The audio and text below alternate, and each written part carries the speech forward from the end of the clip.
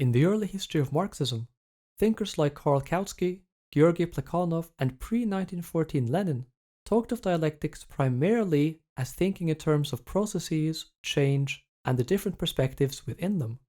During the crisis triggered by many German Marxists' support for the imperialist First World War, however, Lenin embarked on a detailed reading of Hegel's Science of Logic, criticized Plekhanov for writing nothing of Hegel's logic, and wrote that it is impossible to completely understand Marx's Capital, and especially its first chapter, without having thoroughly studied and understood the whole of Hegel's logic. Consequently, half a century later, none of the Marxists understood Marx.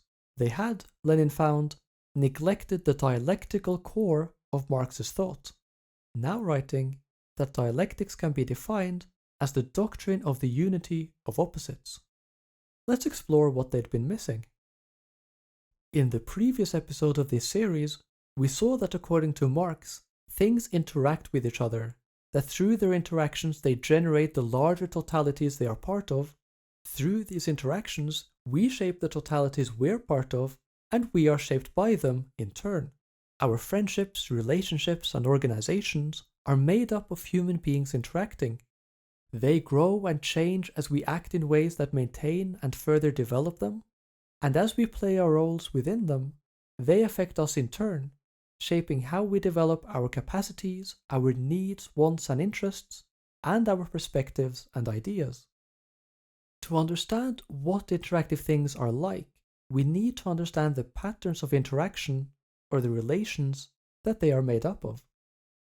A famous example of this is capital, which Marx clearly defines as a social relation of production. This enables us to recognize that some things which appear opposite, disconnected, and unrelated are really aspects or components of one and the same thing. The front and back of a ship are two aspects of a single entity. Good and bad are different components of the same moral outlook. Man and woman are opposite positions in the same gender binary. And capitalists and proletarians are different sides of the capital relation. This phenomenon is called the interpenetration, or the unity of opposites. The interpenetration of opposites does not simply refer to some idea that sometimes things are opposed to one another. Rather, it's when the opposites are the opposites that they are, in virtue of being interrelated in and through the same totality. Being different aspects or components of the same single totality, each presupposes, depends on, and thus in some way penetrates the other. What each of them is determined by both being relational parts of the same unity. Moral judgments of good and bad make sense only on the basis of a moral framework that they both refer back to. Our current categories of man and woman both refer back to a gender binary which defines them both, and capitalists and proletarians are different sides, different relata, of the same capital relation through which workers are dominated. That's why emancipating workers entails abolishing capitalists. Capitalism doesn't just have its opposites, it has multiple contradictions as well. This idea is much less weird than it sounds. The origin of the word for contradiction in both English and German means to say against. Someone contradicts us when they say something against, something contra, what we're saying. If we say that the US is an empire and liberals say it isn't, we are contradicting each other because we're saying two things that are opposed and incompatible. We can also contradict ourselves by saying contradictory things, and even when saying things that aren't per se true or false, like saying destroy ice and don't destroy ice. These are imperatives, not claims about what is the case, but I'd still be contradicting myself if I said both, because I'd be saying two opposed and mutually incompatible things. We can't both destroy ice and not destroy ice at the same time. Our non-verbal actions can also be contradictory. Imagine someone voting both for and against a proposal by show of hands, or someone who both acts in ways to get closer with the person they're dating because they're falling in love with them, but also pushing them away because they're scared of intimacy. Such people are being contradictory in a way that's pretty straightforward and easy to understand. They are doing things that are opposed and incompatible in the sense that they can't both be successful. You can't succeed in getting close to someone and in pushing them away at the same time, and you can't both pass and not pass a particular proposal at the same time either. This is the sense in which capitalism is contradictory. The capital relation includes two classes with contradictory interests.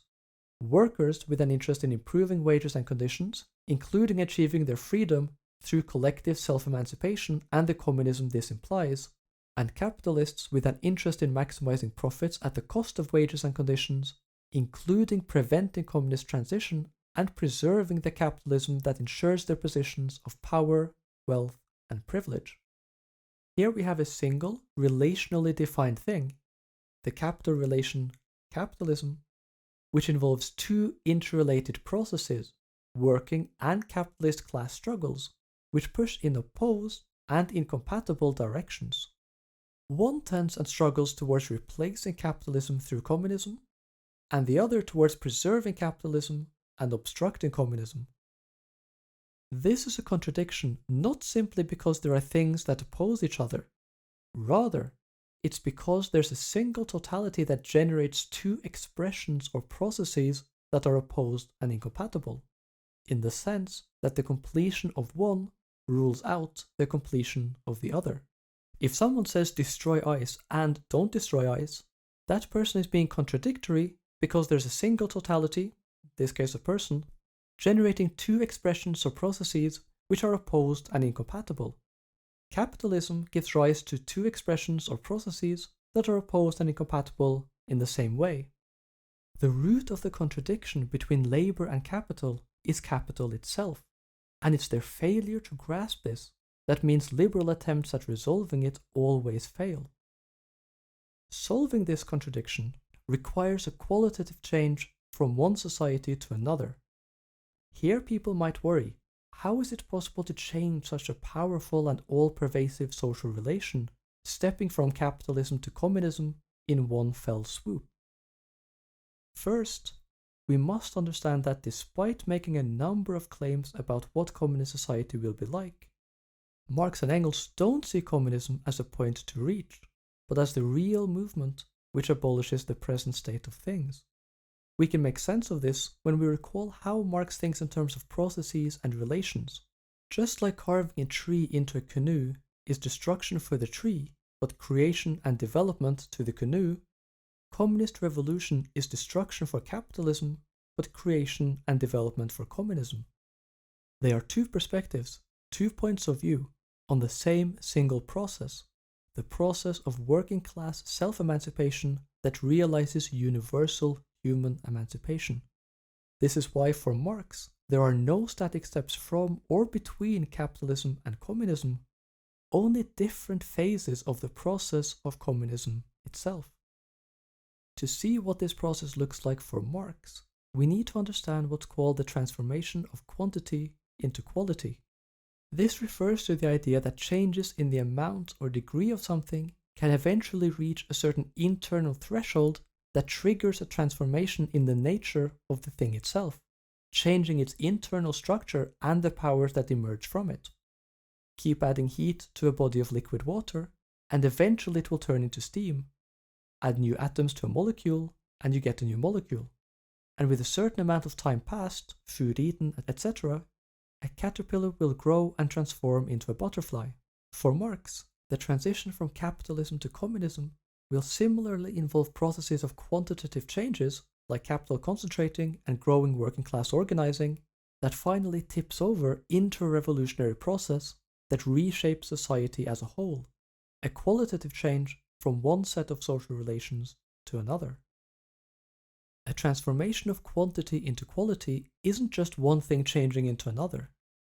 Rather, it's when an increase or decrease in the amount of a component or aspect of a totality triggers its transformation into a qualitative new totality, with different internal relations and different powers emerging out of them. So communist revolution for Marx isn't about replacing capitalism in one fell swoop, it's a process of evolutionary development that gradually reaches an internal threshold and spills over into more rapid, revolutionary social transformation. The relationship between capitalism and communism seems paradoxical. On the one hand, communism develops within and out of capitalism. On the other hand, communism opposes capitalism, working to replace it altogether. This duality is often captured by the German word Aufhebung, often translated sublation, which means simultaneously to raise up and preserve or take further on the one hand, and yet also to cancel or abolish on the other. As you can imagine, this has led to lots of headaches for translators, as when they disagree on whether Marx and Engels in the Communist Manifesto want to transcend or abolish the bourgeois family. But what does it even mean to negate capitalism?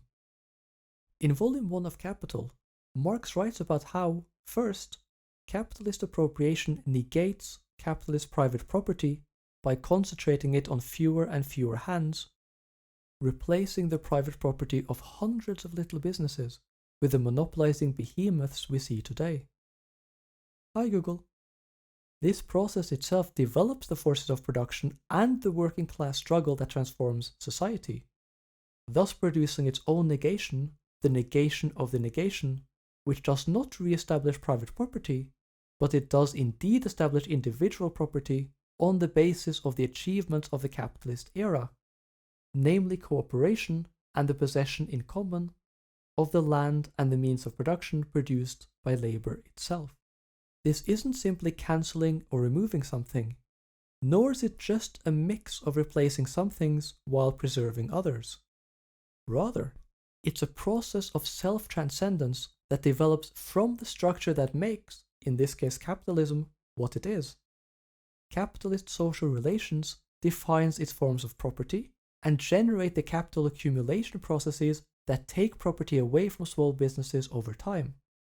These same relations generate the working class struggle that transforms society in ways that eliminate capital accumulation and take back control on the basis of free, collective self-direction and cooperation. For Marx, the conditions of communist society are developed by capitalism itself, and the task of revolutionaries is to help this higher form of society to grow out of the shell of the one we have. One of the ways that he sought to do this was by laying bare capitalism's laws of motion, helping the working class movement to make sense of capitalism and thus better be able to replace it. In this episode, we explained the core concepts of Marx's dialectics. In the next, we'll see the role they play in formulating the laws and logic that make society and history rationally comprehensible. We're at Plateaus. We now also exist as a podcast, we're on Twitter, and we have a Discord. For info, see the description. We'd like to thank our friends who helped with the script and our patrons. We love you all, comrades, and your names should be appearing on screen as I speak. If you like our work and think it's important, please send us some money on Patreon. If you have any questions about the video, things you'd like us to talk about in the future, or anything else really, please let us know in the comments. And until next time, long live the revolution.